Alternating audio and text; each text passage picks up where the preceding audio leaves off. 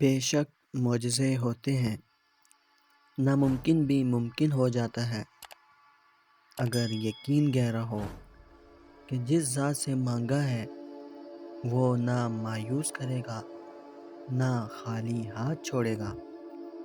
ارے وہ تو آپ کو گناہ کرنے کے بعد بھی اگلی سانس لینے کی توفیق دے دیتا ہے، ان کو بھی نوازتا ہے جو اس کے دین اسلام کو ہی نہیں مانتے۔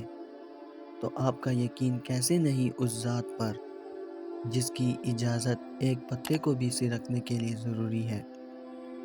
جس دن آپ کو اپنی ہر مانگی گئی دعا پر اعتماد ہوا کہ یہ مجھے مل کر رہے گی، اور اگر آج نہیں ملی تو ابھی بہتر ہی نہیں ہے، مگر کل تو لازمی بہتر بنا کر میرا مہربان رب میری جھولی بھر دیں گے، اسی کے ساتھ ساتھ تمام زندگی کی بہاریں ایسے نصیب ہوں گی کہ ہم حیران ہو جائیں گے، اور یہ سب ہماری ان دعاؤں کا صلہ بھی ہوگا جو ہم نے مانگنا چھوڑ دی تھی۔ یقین جانیے، آپ دعا مانگ کر بھول جاتے ہیں، آپ گناہ کر کے معافی مانگتے ہیں، آپ کا مہربان رب عاجزی میں نکلا ہوا آنسو بھی اتنا پسند کرتا ہے، مگر آپ کا رب آپ کی ایک ایک دعا، ایک ایک نیکی کا بدلہ آپ کو دینا نہیں بولتا۔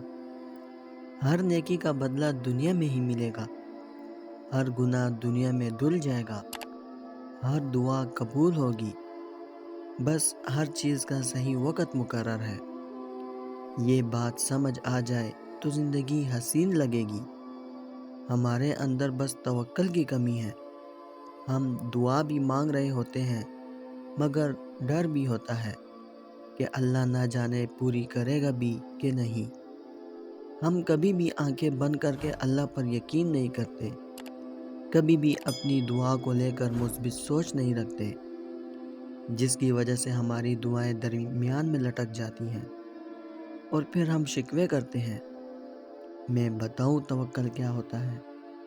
ابراہیم علیہ السلام کا حسبنا اللہ و نعم الوکیل پڑھتے ہوئے آگ میں کود جانا، یعقوب علیہ السلام کو یوسف علیہ السلام کا مل جانا، یونس علیہ السلام کا مچھلی کے پیٹ میں سمندروں کے اندھیرے میں رب کو پکارنا اور ان کا بحفاظت باہر آ جانا، ہاجرہ علیہ السلام کا بیابانوں وادی میں شیرخوار بچے کے ساتھ رہنا اور زمزم کا چشمہ جاری ہونا، آگے سمندر اور پیچھے فرعون کے لشکر کو دیکھ کر حضرت موسیٰ علیہ السلام کا عصا مارنا اور سمندر کو چیر کر گزر جانا، یوسف علیہ السلام کا اندھیر کنویں میں رہنا اور پھر بادشاہت کے مرتبے پہ فائز ہونا، اسماعیل علیہ السلام کا چھری کے نیچے لیٹنا اور وہاں دمبا نمودار ہو جانا، یہ سب توکل کی جیتی جاگتی مثالیں ہیں۔ اب آپ کہیں گے کہ وہ تو انبیاء تھے اس لیے ان کا اتنا توکل تھا اللہ کی ذات پر۔ اگر وہ انبیاء تھے تو ہم انہی کے پیروکار ہیں، ہمیں بھی انہی کی روش میں چلنا ہے، ہم بھی ایک نبی حضرت آدم علیہ السلام کی اولاد ہیں، حضرت محمد صلی اللہ علیہ وسلم کے امتی ہیں۔ کوئی غیر مسلم توکل نہ کرے تو اس کی تو سمجھ آتی ہے کہ اسے اپنے رب کا ہی نہیں پتہ، وہ توکل کیا کرے۔ اور اگر ہم مسلمان ہو کر مایوس رہے تو یہاں پر ہم غلط ہیں۔ جس دن ہم اللہ پر آنکھیں بند کر کے یقین رکھنے لگیں گے، اس دن ہماری زندگی کے تمام معاملات سیدھے ہو جائیں گے۔ بے شک اللہ توکل کرنے والوں کو پسند کرتا ہے۔ سنو، جب غم اس کے سامنے رکھے جاتے ہیں نا تو ساری اذیت ختم ہو جایا کرتی ہے، بے بسی و بے کسی کہیں دور جا سوتی ہے، اور دل کو سکون و اطمینان سے وہ بھر دیا جاتا ہے۔ بے شک غموں کی دوا وہی کرتا ہے، کیونکہ وہی کر سکتا ہے۔ بھلا کون ہے اس کے سوا جو غموں سے چور دلوں کو راحت بخش سکے؟ کون ہے اس کے سوا جو مایوسی کے اندھیرے سے امید کی سحر دکھا سکے؟ کون ہے پھر اس کے سوا جو ادھوری کہانیوں کو مکمل کر سکے؟ بے شک میرا رب ہی ہر شے پر قادر ہے، اور وہ جو چاہے کر سکتا ہے، اور اسی پر توکل کرنا ہی ایمان والوں کے حق میں بہتر ہے۔ اور اللہ تعالیٰ پر بھروسہ رکھو، اور اللہ تعالیٰ ہی کارساز کافی ہے۔ جب اس کی ہر شے پر نظر ہے تو آپ کو ایسا کیوں لگتا ہے کہ آپ کے معاملات اس کی نظر سے اوجھل ہیں؟ آپ کے ساتھ نا انصافی کرنے والے، ظلم کرنے والے، آپ کا صبر، آپ کی برداشت، آپ کی اچھائی، ہر شے اللہ تعالیٰ کی نظر میں ہے۔ اللہ تعالیٰ جانتے ہیں کہ آپ کب سے جھولی پھیلائے اسے منا رہے ہیں۔ اسے معلوم ہے آپ مسکراہٹوں میں اپنا درد چھپا رہے ہیں۔ اللہ تعالیٰ نے آپ کے لیے بہت کچھ سوچ رکھا ہے۔ آپ کو اپنے کن تک لانے کے لیے بس وہ آزمائشوں سے گزار رہا ہے۔ دیکھنا، اللہ تعالیٰ آپ تک جلد ہی ناممکن ذریعوں سے مدد بھیجنے والا ہے۔ دیکھنا، جلد ہی اللہ تعالیٰ آپ کی دعائیں قبول کرنے والا ہے۔ جلد ہی اللہ تعالیٰ آپ کے لیے معجزے کرنے والا ہے۔ اللہ تعالیٰ کو آپ بہت پیارے ہیں۔ یقین رکھیں، اللہ آپ کی رضا کا بھرم نہیں ٹوٹنے دے گا۔ سنو، زیادہ سوچنا انسان کو ختم کر دیتا ہے۔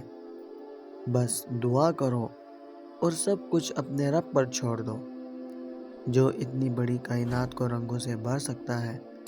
تو کیا اسے تم نظر نہیں آتے؟ کیا اسے تمہاری بے بسی نظر نہیں آتی؟ تمہیں کیا ایسا لگتا ہے کہ وہ تمہیں بے یار و مددگار چھوڑ دے گا؟ کیا وہ تمہاری زندگی ایسے ہی بے رنگ رہنے دے گا؟ کیا وہ رب جو کبھی نہ بھولنے کا وعدہ کرتا ہے کہ تیرا رب بھولنے والا نہیں، وہ تمہیں بھول سکتا ہے؟ کیا وہ رب جس نے 2 جہانوں کا نظام سنبھال رکھا ہے، وہ تمہیں سنبھالنے سے قاصر ہے؟ جب تمہارا رب ہر شے پر قادر ہے تو بس پھر اپنے رب پر یقین رکھو، بلکہ یقین کامل رکھو۔ اس کی رحمت سے مایوس نہ ہو، اس لیے کہ جو یقین رکھتے ہیں انہی کے لیے معجزوں کے در کھولے جاتے ہیں۔ وہی لوگ بے بہا نوازے جاتے ہیں، اس لیے کہ صبر کے بعد ملنے والے اجر کا وعدہ تمہارا رب کرتا ہے، اور بے شک وہ اپنے وعدے کے خلاف نہیں کرتا۔ انشاءاللہ اللہ رب العزت تمہاری جلد ہی زندگی بھی تمہارے پسندیدہ رنگوں سے بھر دے گا، اور تمہاری ہر دعا پر کن فرما دے گا۔ سنو، یقین یہ تھوڑی ہے کہ جب مانگا جائے تب ہی ملے۔ یقین تو یہ ہے کہ دعاؤں کا سلسلہ یہ سوچ کر جاری رکھا جائے کہ جب اللہ رب العزت چاہے گا تب ملے گا۔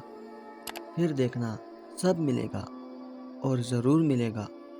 اور یاد رکھو، جب دینے والا کہہ رہا ہے کہ مانگو مجھ سے میں دوں گا، تو پھر تم مانگتے ہوئے کیوں پریشان ہوتے ہو؟ دیکھو، تمہیں وہ مانگنا ہے جو تمہیں چاہیے، باقی کے انتظامات تو وہ کرے گا، غیب سے، عرش سے یا فرش سے، یہ وہ جانے اور اس کی قدرتیں جانے۔ ایسا کبھی نہیں ہو سکتا کہ وہ کسی اور کے پاس چلا جائے جو اللہ رب العزت نے تمہارے لیے لکھا ہو۔ دوستو، میں امید کرتا ہوں اس ویڈیو نے آپ کو فائدہ ضرور پہنچایا ہوگا اور آپ کے دل کو سکون ضرور ملا ہوگا۔ ویڈیو اگر پسند آئی ہو تو ویڈیو کو لائک کر کے اپنے دوستوں کے ساتھ شیئر ضرور کر دیجیے گا، اور اگر ہمارے چینل پر نئے آئے ہیں تو چینل کو سبسکرائب کرنا مت بھولیے گا۔ انشاءاللہ ملتے ہیں اگلی ویڈیو میں۔ اپنا بہت خیال رکھیے گا۔ اللہ حافظ۔